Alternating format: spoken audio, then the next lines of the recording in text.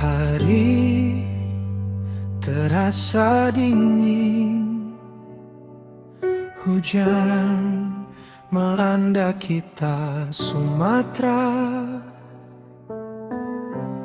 Tak terasa banjir pun tiba. Air mengalir ke seluruh pelosok kota, menghancurkan harta benda. Bandang pun tiba, membawa lumpur dan kayu-kayu di hutan kita. Semua ulah kita manusia, tanpa memikirkan alam semesta,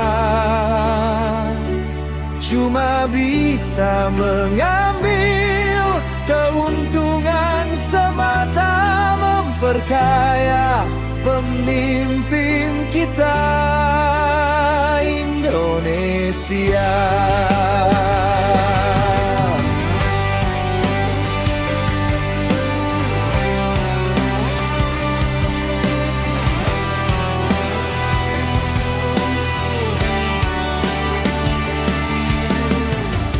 Sekarang terasa bagi kita di Sumatera, merenggut nyawa, harta benda. Sumatera menangis, kemana pemimpin kita yang selalu kita bangga?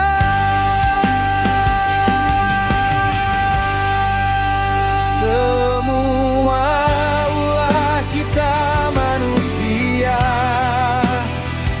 tanpa memikirkan alam semesta, cuma bisa mengambil